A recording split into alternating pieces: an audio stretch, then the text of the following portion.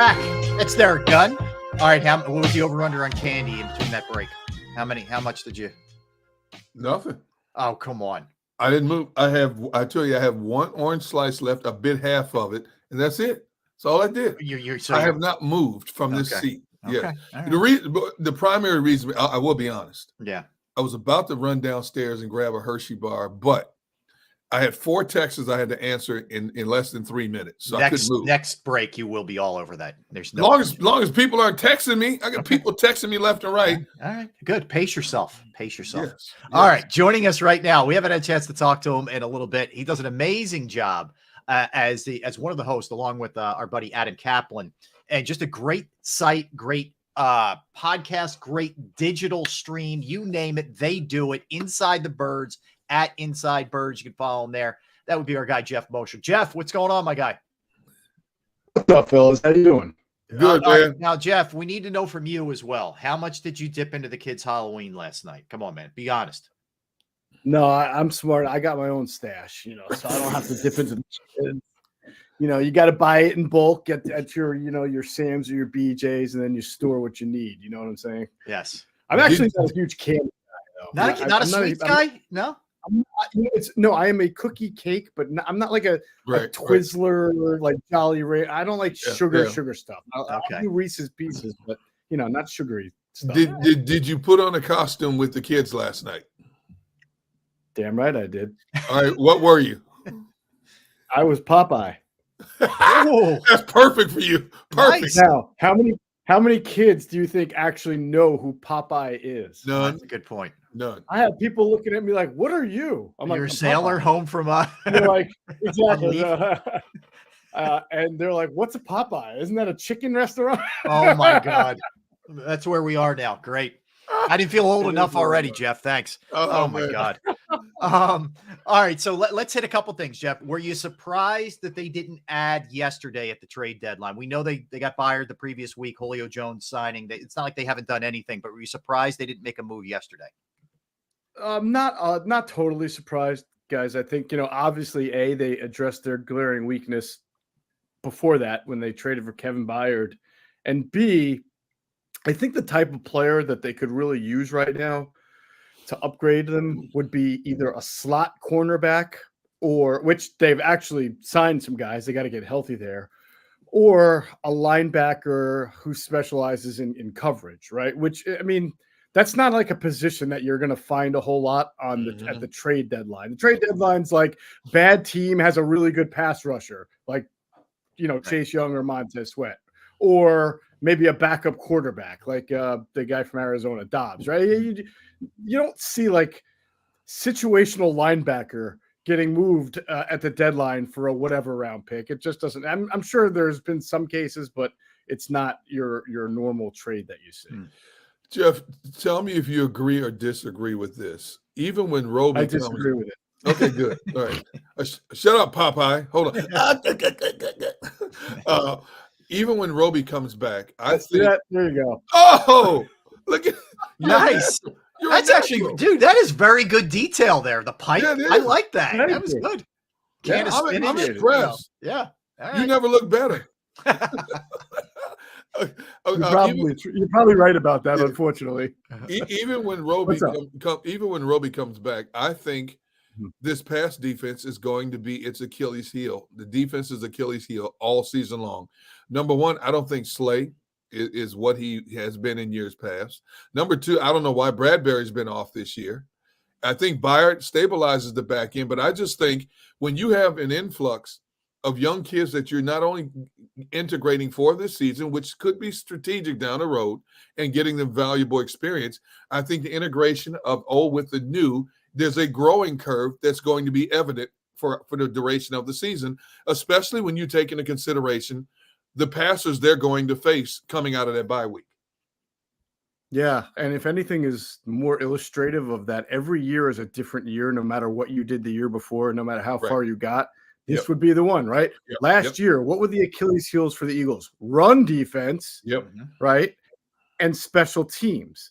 Well, this year, they're actually pretty decent on special teams. And they're really good in run defense. But now it's pass defense that's their Achilles heel. And, who didn't know that was coming in the offseason when your 2 starting safeties and your 2 starting linebackers left, when one of your cornerbacks, you basically said, go ahead and test the market because he couldn't come to an understand. And then all of a sudden in Darius Slam talking about you wind up re-signing him, and then James Bradbury, you re-sign him. And those guys did have good years. You're right. They're not as well. And there's got to be a little bit of an alarm in that you got the 2 corners and Kevin Byard, your safety. So 3 of your base 4 secondary players are all 30 or over the age of 30. So there's a little concern there. Does it mean they can't win a Super Bowl? No. Does it mean they can't play better? No. But to your point, I do agree with you. Pass defense is probably going to be at times. And then this next 6 games, right, big litmus test for that will be part their Achilles heel. And you also have to throw the linebackers in there because we have to find out a lot more about Nakobe Dean and what he's capable of in pass coverage and zone drops and things like that as we go on, because it's a limited sample size. He's only, he missed 4 games. We have to find out if that's going to be an issue for them also going forward. Geoff, is this a case of just Desai's hands are tied with some of the limitations that he has personnel wise, or would you like to see him do something different to offset some of the issues they're having? Yeah, I mean, I don't like to make excuses for guys, but I really felt like this last game against Washington, Rob, he's playing 3 different nickel corners, and none of them are nickels, right? I mean, Byard's a safety. He saw some time there. Sidney Brown is not a nickel. I mean, he's just not. He didn't play in college unless it was maybe to defend a tight end, but not a slot receiver. And then Eli Ricks was not a nickel in college. So he's just trying to do what he can do. Right. Got guys who are playing new spots. So I think he couldn't. I said this on the podcast this morning. I don't think he could spend a whole lot of time in the lab cooking up some really awesome pre and post snap disguise and exotic blitzes, because I just think that there was just too much newness going on and guys not in the right positions to begin with because it's not their trade. So I think, but he's dealt with that all year, and he's had really good games up till, there are a couple of games that stand out. Obviously, the Miami game was a very good game defensively. Second half against the Rams, right? Very good game defensively. So they do figure it out at times. He does do things. I think he's very good, better than his predecessor about second half adjustments and doing things with his defensive line to cause pressure if he's not going to blitz. So I've been encouraged there, but he'll kind of have to do this all year long because there's really nothing that's going to change in the secondary. Yeah, I'm glad you brought up Nakobe Dean and the small sample size. I agree with you there. But were you as shocked as I was at how much of a liability he is in pass coverage? I thought that would be a strong suit for him. Well, see, yes and no, Gunnar. We spent a lot of time in the preseason and offseason talking about Nakobe Dean, and under the understanding that you have to understand what he was in college. In college, A, he played behind, as we know, because a lot of them are here. It's the best defensive line you could play behind. B, he was used as a blitzer on third down a lot. So there's not he was not a guy who was known for coverage. He's known as a good lateral run stopper, a good blitzer, great instincts, great teammate, smart as heck, like everything you want in a person and a player and a leader and all that. But he just didn't do a lot of coverage in college. And that's partly the reason why he was a 3rd round pick. I know everybody thinks it's medicals. It was not. A lot of the people we spoke to personnel-wise said, medicals are an issue. He also decided not to run the 40 at his pro day. And if you watch the tape, there are some question marks whether he can run with some of the best guys you got to run with in the NFL because, again, he's straight line, send him to the quarterback. He's good at that. Well, Sean Desai is not going to turn into Todd Bowles overnight just because he has a good blitzing linebacker. He's going to only blitz in that 23 to 24 to 25% clip.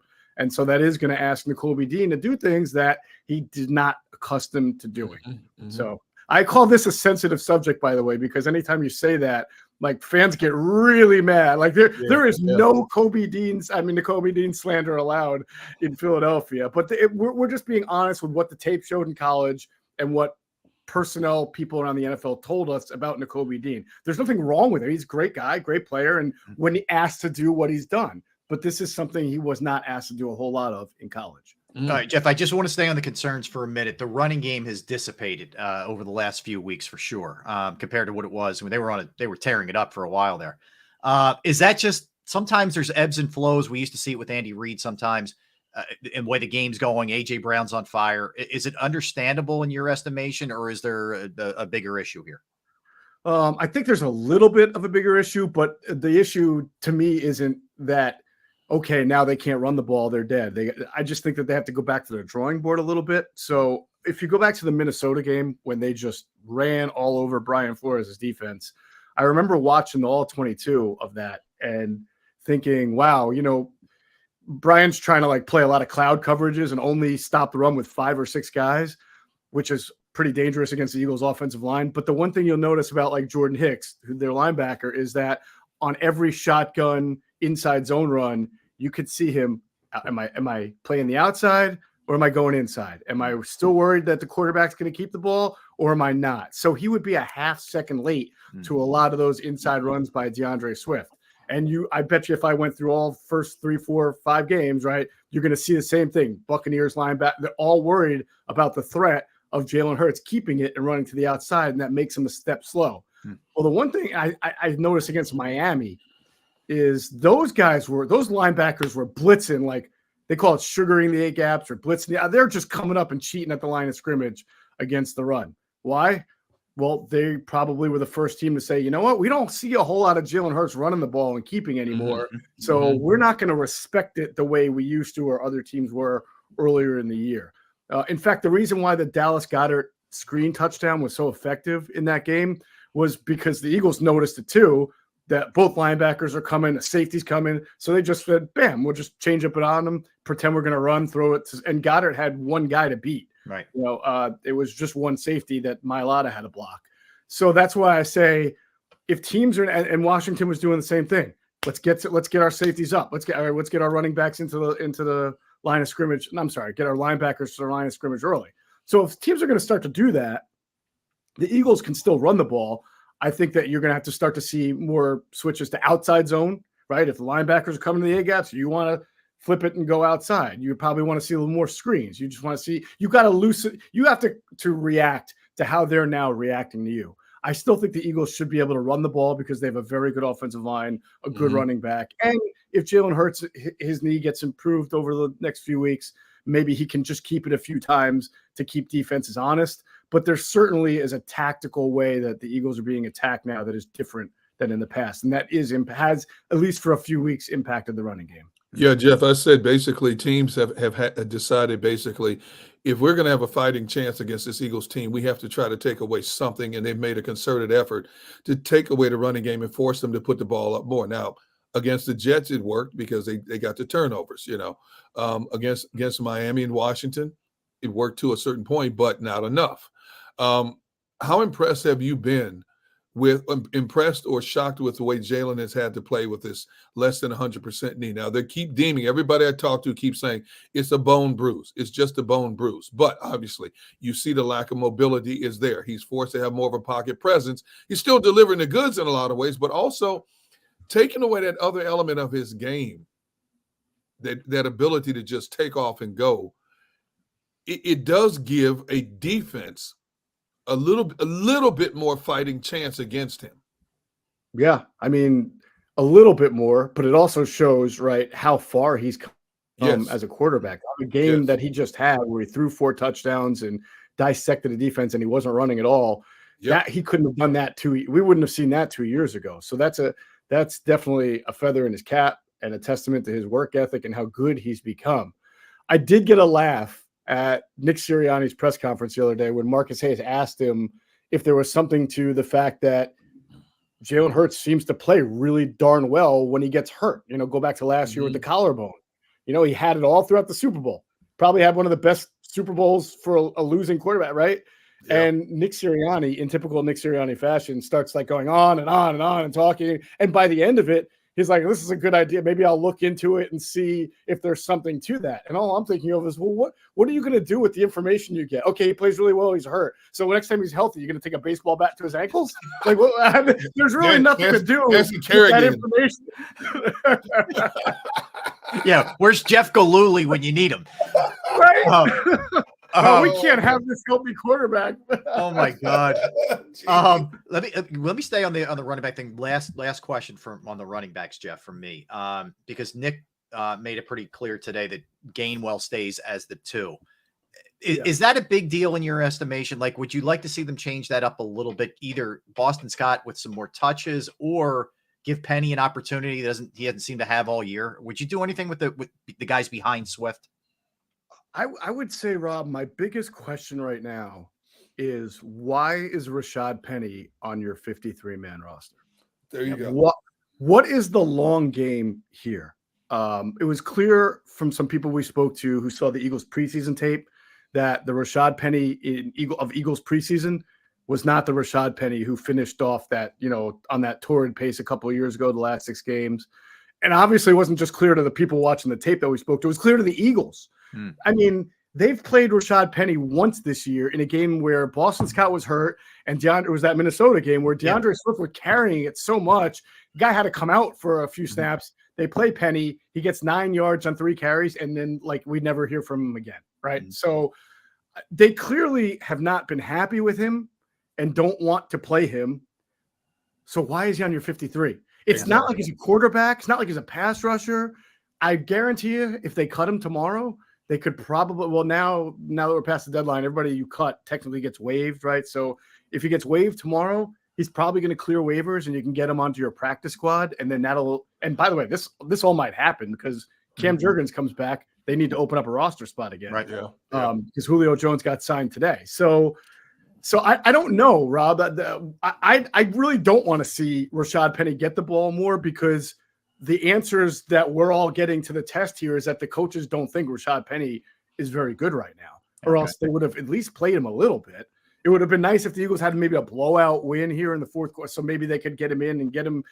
I've thought since maybe September that they just felt like they needed him. Maybe he needed more time. He's had a lot of injuries.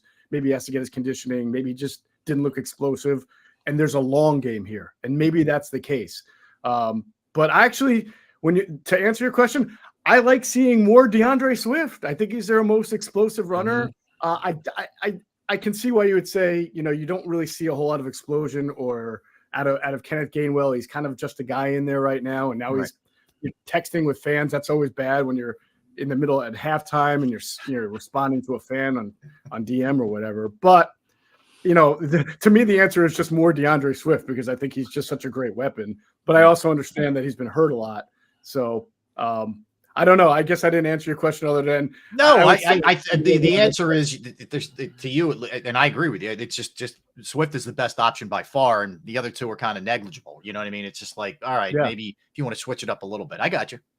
Basically, I've said I would elevate Boston Scott to number 2 and demote Gainwell to number 3. I think Scott is a smaller version. I think Scott is the best blocking back they have. There's no question about that. He's not a liability in the passing game. He's shifty. Defenses have a hard time finding him when he hits the line of scrimmage. By the time they find him, he's gone. You cannot arm tackle him. I think he's a much more dynamic weapon than Gainwell is in that backfield now. Now, what Rob just said, Sirianni says Gainwell will stay to number 2. Okay, well, how much longer? The one thing about the Eagles, as good as they've been, sometimes they have a problem admitting their mistakes, as they did with Jalen Reagor and as they appear to be doing with Gainwell right now. Yeah. Well, and to be honest with you, I think that's a Nick Sirianni thing too. He certainly has guys, starting with Quez Watkins, that he just falls in love with. Remember, Quez Watkins at the beginning of last year was like, he could be the best number 2 wide receiver I've ever coached. I mean, this guy was a wide receivers coach with the Chargers when they had Keenan Allen and Mike Williams.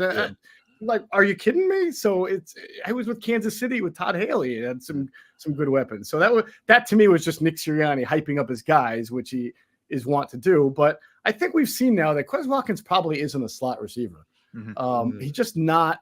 He's an outside receiver. He has speed of an outside receiver. He's not what you normally typically see from a slot receiver. But when he's healthy, Nick Sirianni has played him there a whole lot, through thick and through thin. So he does seem to cling to his guys. Geoff, I just want to hop to the defense real quick here. Alarmed that I know he doesn't get a ton of reps because the top 2 guys, obviously with Sweat and Hassan Reddick, are just monsters. But we've seen very little from Brandon Graham this year. He's got a half a sack. He's got 5 tackles. Is this just, hey, it's going to come in waves, or, and we all love him, but are we starting to see sort of the end of the line here with him?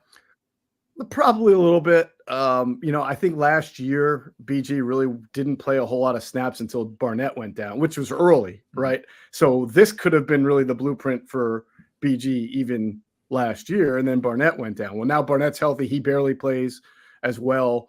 They are very deep at that position, and it's hard to take Sweat and Reddick off of the field in pass rush situations. I do like the fact that there have been a couple of times that Desai has thrown Graham on the field in like a 5-man front. They've lined him up over the center like a nose tackle, but had him rush the passer. So it does feel like they're trying to get him on the field in different ways.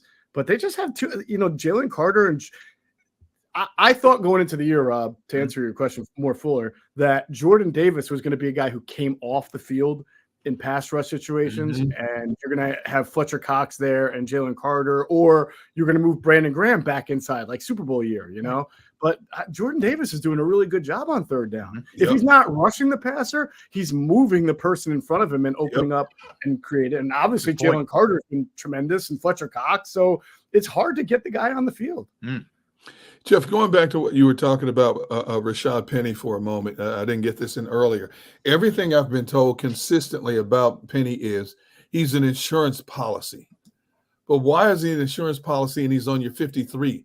You're not going to play the guy. Right. If nothing else, stick him on the practice squad. Why is he on your 53? You can put another body you need there. And you said Cam Jurgens, if he comes back this week, and it's not 100%. They may keep Cam out this week and let him get another week to heal up. But I don't understand this move. For all the great moves this organization has made the last couple of years, I can't get past this one with Penny. First of all, he can't be happy about that, because if you told him that when you signed him, I guarantee you he wouldn't have signed here. Wait, you're bringing me here just to be an insurance policy? You're not going to give me much run? You know what I mean? Well, you could look at that two ways. If I'm Rashad Penny right now, I think I'm pretty happy that I'm getting a paycheck every week and I'm not doing anything. True. So would he get a job somewhere else?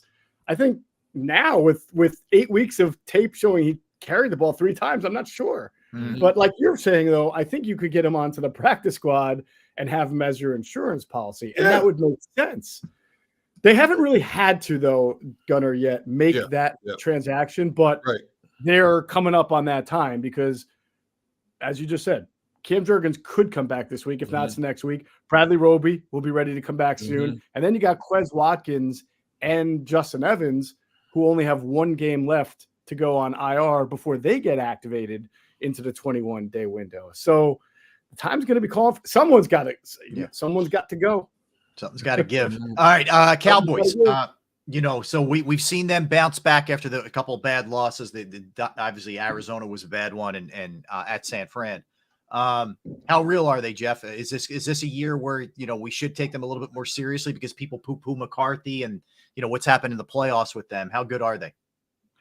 I think they're pretty good. I think that they're, for whatever reason, inconsistent defensively. They're either beating people like 45-12. Or they're losing to the Arizona Cardinals, right? Like in an inexplicable fashion. So they're a hard team. Did they lose to the Rams too, or is that one of those teams? They won that one. That was they lost to San Francisco. Yeah, that's right. San Francisco, and honestly, it wasn't like they were not competitive in that game. No. San Francisco. So I still think that offensively, they have a difficult time finding somebody other than CeeDee Lamb to really help them move the chains. They were hoping Brandon Cooks would add an explosive element to their game. They were hoping Michael Gallup would be the Michael Gallup before his knee injury. I don't think that's happened for them yet. Tony Pollard, I think he's coming on a little bit, but you're seeing now the difference of what it means when you're a rotational back versus when you're the high volume ball carrier. But again, they've had some prolific games. So at any time they can be that Dallas Cowboys team that goes out and drops, 40 or 30 like they did the first 2 weeks of the season. Beat New England Patriots 38-3. So I don't know. Their losses though have just been perplexing. They weren't particularly impressive against the Chargers in their win. Yep. They're just a very hard team to kind of figure out. They're clearly again, inconsistent areas. I think this is I think both teams match up against each other pretty well, though. And because CeeDee Lamb is such a good inside interior receiver who can play outside too, I think he does present a problem for what the Eagles are going through right now on their back end. If there's one aspect of this Dallas team coming here Sunday that might concern you, what would it be? We talked about Slay and Bradbury not playing their best. Yeah. So CeeDee Lamb's going to get his yards. I would be a little concerned that Dallas pops a few deep ones on the perimeter to guys we just talked about who aren't being difference make, like a Brandon Cooks or a Michael Gallup. One of those guys kind of resurfaces as an explosive threat because for whatever reason Bradbury and Slay not playing so well. Wow. Okay. Geoff, listen, man, thank you. Always great catching up with you. And Appreciate again, you, bro. Check out Inside the Birds. It's awesome. Geoff and Adam Kaplan co-host. Great inside information, sources, film study. I mean, you name it across the board, man. You guys do an awesome job. It is must watch for sure. But we appreciate you giving us a couple minutes. All right, Geoff. Thanks, man. Appreciate you, man. All right, take care. That is Geoff Mosher, Inside the Birds. Interesting information there, Gunner. There's no doubt. Always good talking with absolutely with Geoff. All right, let's get a timeout. Let's come back. There's a lot to dive into with the NFL. I mean, we touched on the Raiders stuff. They're cleaning house. They're deciding who going with the young quarterback. There's a lot to get into, which we'll do. Yeah, Tina said later, Popeye. All right, we'll come back. Oh man, full-blown NFL segment when we return. Don't go anywhere. That's Derek. I'm Rob. We are Sports Take, JAKIB Sports YouTube Network. I want to tell you right now about Flynn Tree Services. Yes, Flynn Tree Services is an experienced, licensed, and insured Pennsylvania's tree services company that will trim or remove any unwanted trees off of your property. They are the most cost-effective solution to any tree problem that you may face. They're experts at trimming all types of trees, and they serve southeastern Pennsylvania, South Jersey, and northern Delaware. Flynn Tree Services specializes in tree removal, stump grinding, as well as tree pruning. You can go to their Facebook or Instagram page for more information or a sampling of their work. Give Flynn Tree Services a call at 610-850-2848. 610-850-2848 or online at flynntreeservices.com. That's flynntreeservices.com.